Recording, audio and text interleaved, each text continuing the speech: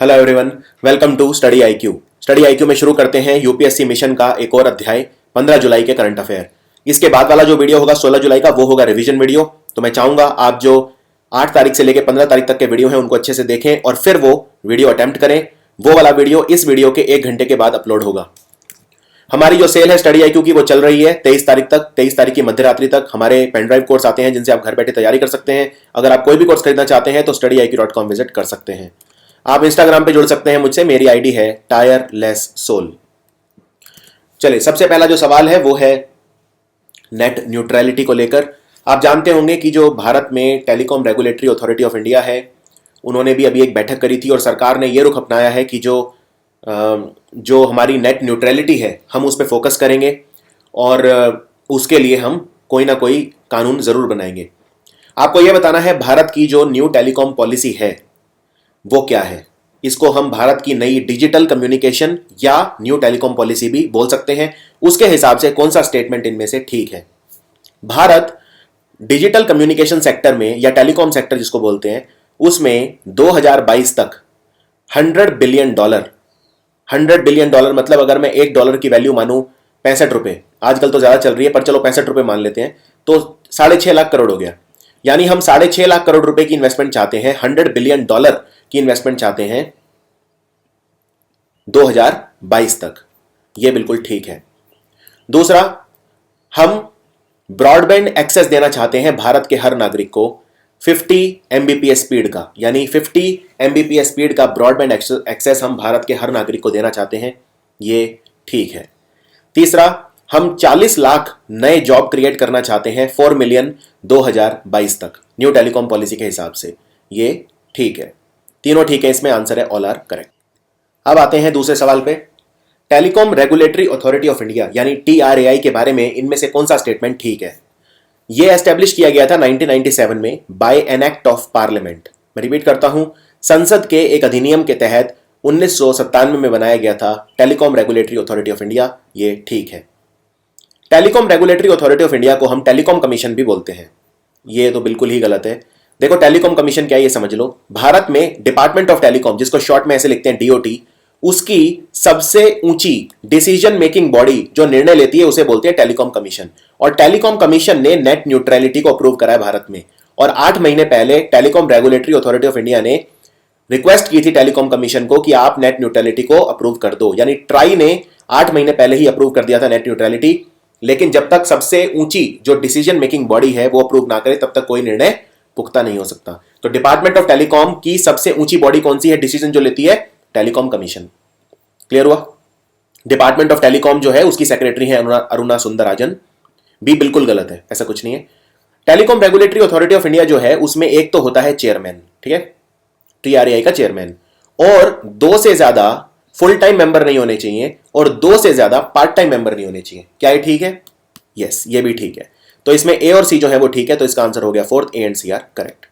Question देखने में आसान लगते हैं, लेकिन अगर आप ईमानदारी से वीडियो पॉज करके पहले खुद अटेम्प्ट करोगे 10 के 10 क्वेश्चन और बाद में आंसर मिलाओगे तो आप देखोगे आपका स्कोर 2 या 3 से ज्यादा नहीं आएगा। चलिए आगे बढ़ते हैं। इनमें से नीलगिरी ताहर नाम का जो जानवर होता है, मैं रिपीट करता हूं, नीलगिरी ताहर नाम का जो जानवर होता है उसके बारे में क्या ठीक है। और ये जानवर इतना न्यूज में क्यों चल रहा है?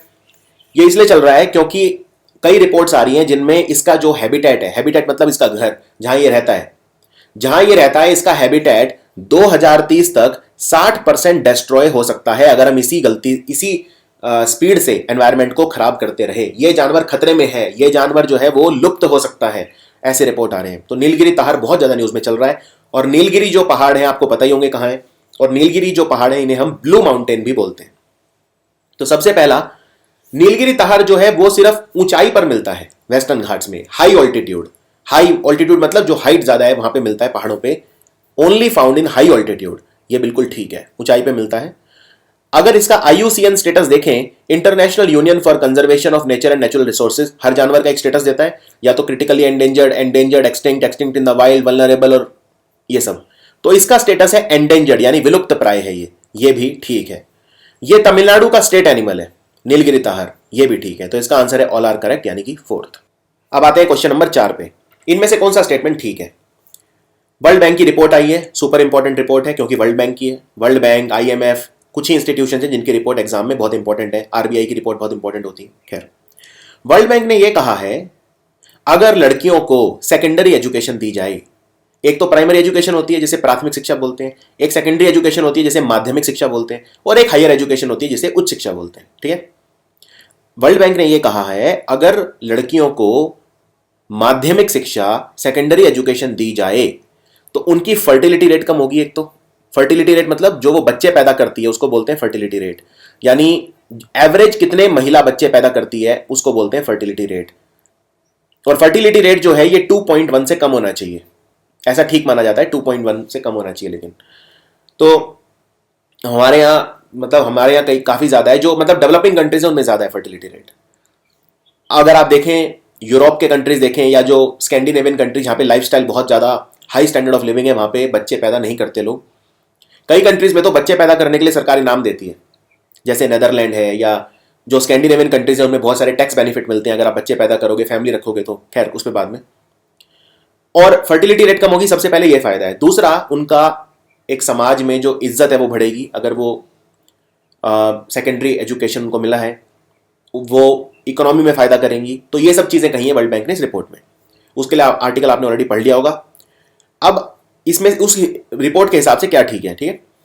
वर्ल्ड बैंक की रिपोर्ट के हिसाब से दुनिया में 13 करोड़ लड़कियां ऐसी हैं जो पूरी दुनिया में जो स्कूल के बाहर हैं, यानी जिनको शिक्षा नहीं मिल रही। 130 मिलियन, ये ठीक है ये आंकड़ा।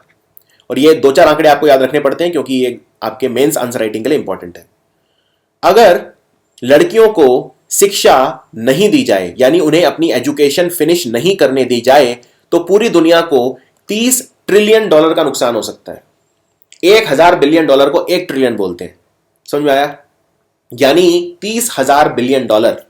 अब ये कितना धन है आप मतलब काउंट कर सकते हो। 1 बिलियन डॉलर होता है 6500 करोड़। अगर मैं $1 की वैल्यू ये मानूं, 1 बिलियन है तो ठीक है, और 1000 बिलियन होता है 1 ट्रिलियन, तो ये 3 जीरो और 30 ट्रिलियन, तो इंटू 30, 1 जीरो और 3 से मल्टीप्लाई कर दो, यानी ये पीछे हो गई 6 जीरो और ये हो गया 180। तो 180 और 6 जीरो, समझ में आया आपको? यानी कि लगभग 1.8 करोड़। आप मतलब समझ रहे हो कितना नुकसान हो सकता है। ये बिल्कुल ठीक है ये आंकड़ा। उन्होंने कहा है कि अगर लड़कियों को एजुकेशन फिनिश नहीं करने दी जाए तो उससे $30 ट्रिलियन का नुकसान पूरी दुनिया को होगा। तीसरा, भारत में जो महिलाएं हैं, percentage of women in workforce वो बढ़ रहा है। ज्यादा महिलाएं काम कर रही हैं, आपने देखा होगा, ज्यादा एजुकेटेड हो रही हैं। तो क्या वो वर्कफोर्स जो है हमारी, जो काम करने वाले लोग होते हैं उन्हें बोलते हैं वर्कफोर्स, उनमें महिलाओं का जो प्रतिशत है वो बढ़ रहा है भारत में? नहीं, ये बिल्कुल गलत है, ये लगातार घट रहा है। इनफैक्ट पिछले अगर 20 साल की बात करूं तो 24 मिलियन लगभग महिलाएं हैं भारत में जिन्होंने काम छोड़ दिया है। 2 करोड़ से ज्यादा महिलाएं ऐसी हैं भारत में जिन्होंने काम छोड़ दिया है करना। इसके कई कारण माने जा रहे हैं, जैसे सबसे बड़ा जो कारण है वो है स्टेबलाइजेशन ऑफ इनकम, यानी मिडिल क्लास मिडिल क्लास जो है वो रिच हो रही है। तो उसमें जैसे हस्बैंड वगैरह उसकी अगर सैलरी अच्छी हो जाती है तो फिर महिला बच्चे वगैरह पालने के लिए या फिर वो जॉब छोड़ देती है। तो stabilisation of income, middle class जो फैमिली है हमारी, मिडिल क्लास रिच हो रही है, इस वजह से महिलाएं जो है वो काम नहीं कर रही है। बेशक महिलाओं की एजुकेशन बढ़ रही है, लेकिन महिलाओं का जो परसेंटेज है वर्कफोर्स में वो इंडिया में कम हो रहा है। तो इसमें ए और बी सिर्फ ठीक है, आंसर है 4th। चले बात है क्वेश्चन नंबर 5 पे। ये आर्टिकल बड़ा अच्छा है, मैं समझाऊंगा अभी आपको डिटेल में। एडल्ट्री मतलब व्यभिचार। एडल्ट्री आप समझते होंगे क्या होता है।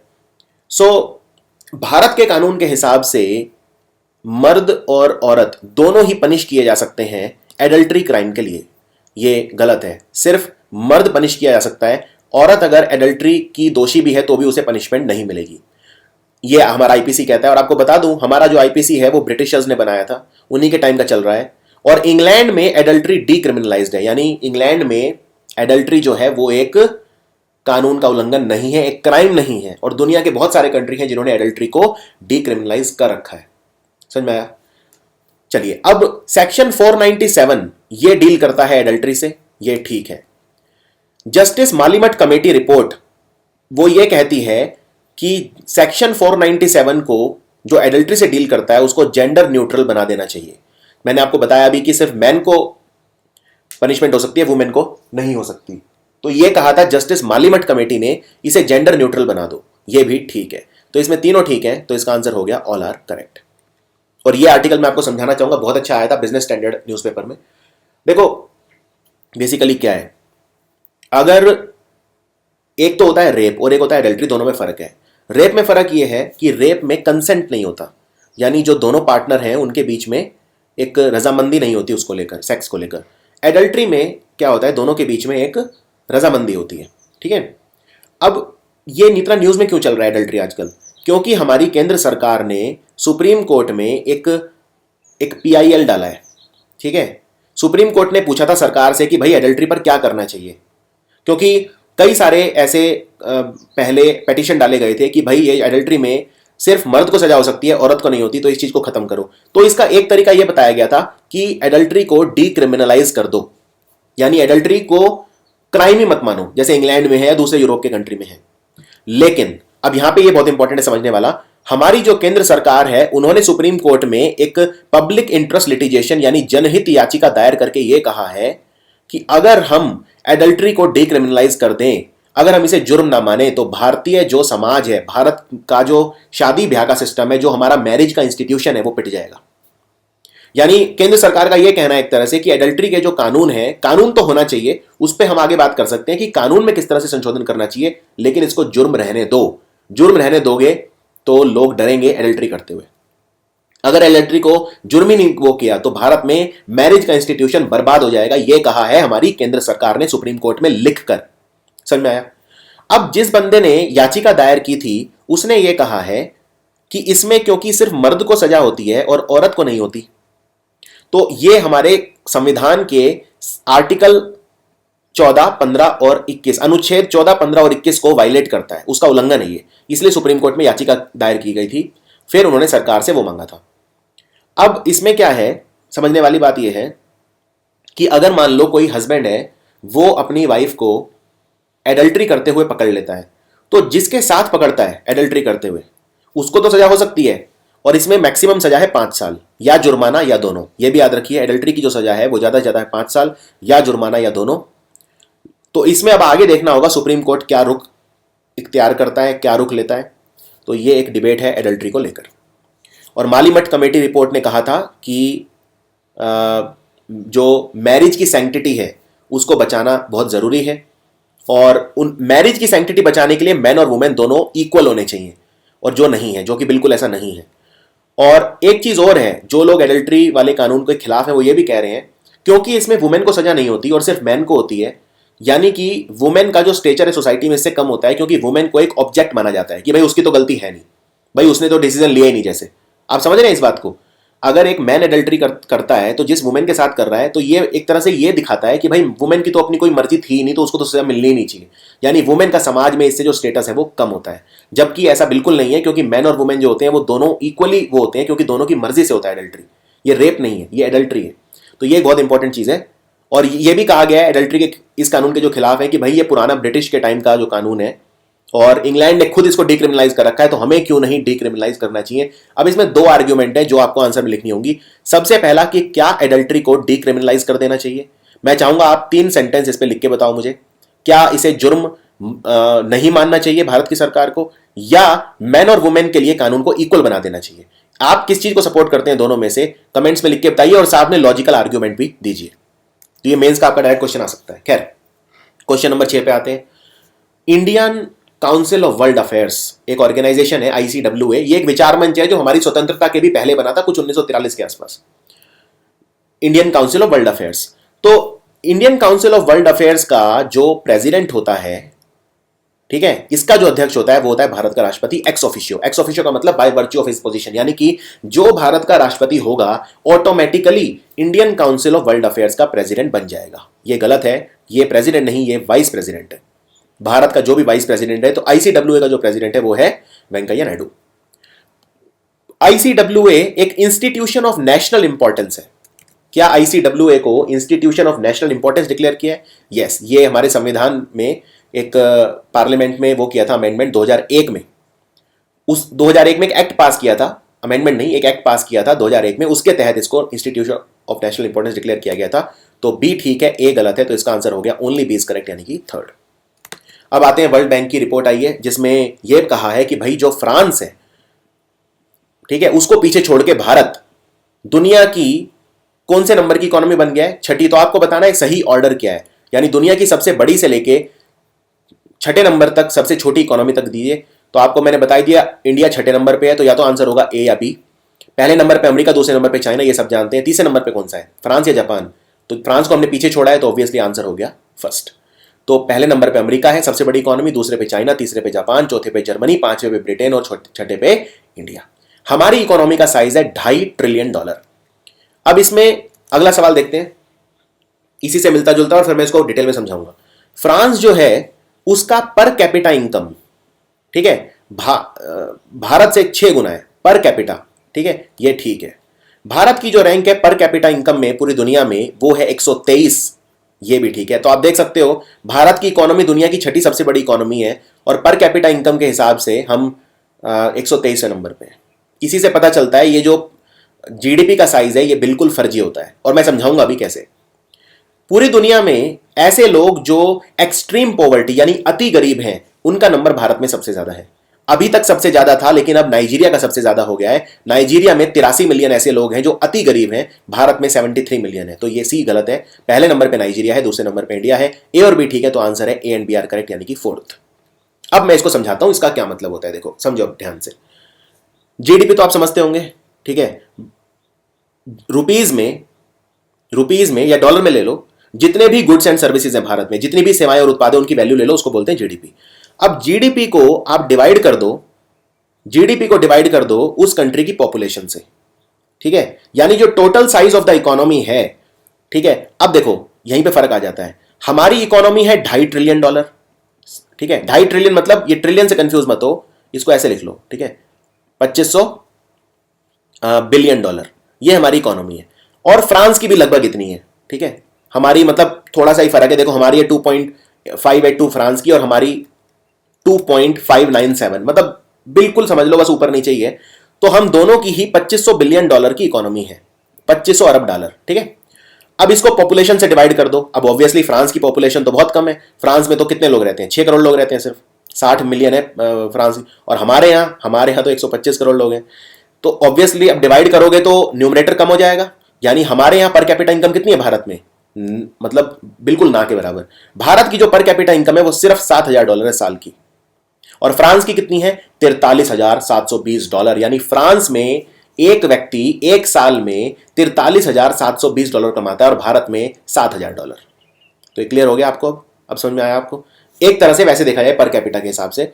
अब इसमें भी एक मैं बताता हूं आपको और चीज, ये जो आई है इतनी ज्यादा भी इसलिए आई है क्योंकि भारत में जो संपत्ति है वो भारत की 50% संपत्ति 100 से कम लोगों के हाथ में है। ये आपको जान के हैरानी होगी। तो अगर उन 100 को भी निकाल दो तो हमारी पर कैपिटा कितनी होगी आप सोच सकते हो। मतलब हमारी फिर मुश्किल से $3,500-4,000 के आसपास रह जाएगी। तो इससे पता चलता है कि भारत जो है वो फ्रांस से उसको कंपैरिजन किया ही नहीं जाना चाहिए। मतलब हम जो एवरेज इंडियन है वो बहुत ज्यादा गरीब है फ्रांस के एक व्यक्ति से, चाहे इकोनॉमी का साइज कुछ भी हो। अब सवाल ये, भारत की इकोनॉमी इतनी बड़ी क्यों है? क्योंकि इकोनॉमी डिपेंड करती है ज्योग्राफी पे, भूगोल पे, पॉपुलेशन पे और वर्कफोर्स पे। तो भारत में जो वर्कफोर्स है वो बहुत ज्यादा है। भारत की ज्योग्राफी, इतना बड़ा देश है, पॉपुलेशन इतनी ज्यादा है। अब इसमें यह भी समझिए, जो भारत में रोजगार का सिनारियो है वो बहुत डिस्टर्बिंग है। 80% लोग भारत में गैर संगठित क्षेत्र यानी इनफॉर्मल सेक्टर पे डिपेंड करते हैं अपने रोजगार के लिए। और अब यह भी याद रखिए कि जो कंट्रीब्यूशन है इनका 80% लोगों का हमारी इकोनॉमी में, पहले था 50%, अब रह गया सिर्फ 15 से 16%। तो आप इसी से समझ सकते हैं कि ये लोग कितना कम कमा रहे हैं जब हमारी इकोनॉमी में इनका साइज ही नहीं है कोई, और 80% इंडियन ऐसे हैं। अब आते हैं अगले सवाल पे, क्वेश्चन नंबर 8 पे। ये आर्ट एंड कल्चर से है और इसमें आपको यह बताना है कि इनमें से सही मैच कौन सा नहीं किया हुआ है। ये ऋग्वेद में ये भगवान, देवी या देवताओं का जिक्र किया हुआ है इनका, ये चारों ऋग्वेद में है। तो इनमें सही मैच कौन सा नहीं है? सबसे पहला है रुद्र। रुद्र को बोलते हैं गॉड ऑफ विंड। उषा जो है ये देवी है डॉन की। डॉन मतलब होता है सवेरा।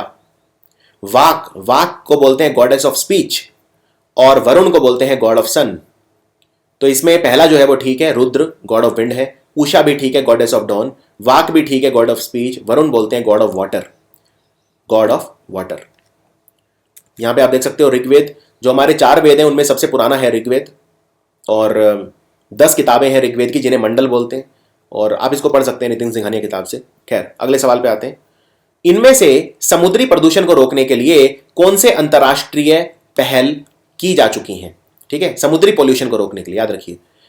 सबसे पहला लंदन कन्वेंशन, दूसरा बाजल कन्वेंशन, तीसरा जेनेवा कन्वेंशन या चौथा मारपोल कन्वेंशन। इनमें से कौन सा है? तो जेनेवा कन्वेंशन को तो आप पहले ही हटा सकते हो, ये पॉल्यूशन के लिए नहीं है। मारपोल का मतलब ही होता है मैरीन पॉल्यूशन। अगर आप इसकी फुल फॉर्म देखें, मैर मतलब मैरीन, पोल मतलब पॉल्यूशन, तो डी तो बिल्कुल होगा और ये यानी ऑप्शन बी पहले निकल गया। ठीक है, मारपोल तो है। लंदन कन्वेंशन भी मैरीन पॉल्यूशन के लिए था, तो ए और डी तो होगा ही, यानी आंसर आपका या तो बचा फर्स्ट या फोर्थ। व्हाट अबाउट बाजल कन्वेंशन? देखिए, बाजल कन्वेंशन ये था कि जो जहरीले प्रोडक्ट हैं, जो हजार्डस सब्सटेंसेस हैं, वो डेवलप्ड कंट्री से डेवलपिंग में नहीं आने चाहिए, यानी एक तरह से वो मैरीन को भी कंट्रोल कर रहा है, तो ये भी हम इसमें ले सकते हैं। तो आंसर इसका हो गया A, B and D are correct. In fact जो एनसीईआरटी है वो भी इसको बोलती है। अगर आप यहां पे देखें कि अंतरराष्ट्रीय पहल कौन सी है मैरीन पॉल्यूशन को कंट्रोल करने के लिए, तो उसमें बाजल कन्वेंशन भी दिया हुआ है। चलिए बातें हैं क्वेश्चन नंबर 10 पे। डोमिनिकाज बॉइलिंग लेक, ये दुनिया का सबसे बड़ा हॉट लेक है। हॉट लेक मतलब जिसमें गर्म पानी निकलता है, भाप निकलती है। डोमिनिकाज बॉइलिंग लेक बोलते हैं इसे, ये गलत है। दुनिया का सबसे बड़ा बॉइलिंग लेक जो है वो है फ्राइंग पैन लेक, जो न्यूजीलैंड में है। फ्राइंग पैन, इसका नाम ही यही है, फ्राइंग पैन लेक। और दूसरा ऑप्शन, डोमिनिका जो है वो एक कैरेबियन आइलैंड कंट्री है। कैरेबियन आइलैंड मतलब जो वेस्ट इंडीज वाला एरिया है, जमैका और पोर्ट ऑफ स्पेन और ये वाला जो एरिया है, और ये कैरेबियन सी और नॉर्थ अटलांटिक ओशन के बीच में है। ये ठीक है, तो आंसर इसका हो गया ओनली बी इज करेक्ट। मैं आपको दिखा देता हूं डोमिनिका कहां पे। ये देखो, ये ऊपर कनाडा हो गया, ये अलास्का हो गया, ये अमेरिका हो गया और ये मैक्सिको हो गया। ठीक है, ये अमेरिका है, ये कनाडा है ऊपर, ये मैक्सिको है। ठीक है, और ये सेंट्रल अमेरिका है, ये वेस्ट इंडीज वाला एरिया है पूरा, इसमें ये है डोमिनिका, यानी नॉर्थ अटलांटिक ओशियन और नीचे कैरेबियन सी, इनके बीच में। तो ये था वीडियो 15 जुलाई का, और अब आएगा रिवीजन वीडियो। तो रिवीजन वीडियो के लिए तैयार हो जाइए, इसके 1 घंटे के सही अपलोड होगा बाद रिवीजन वाला video. Thank you so much for watching.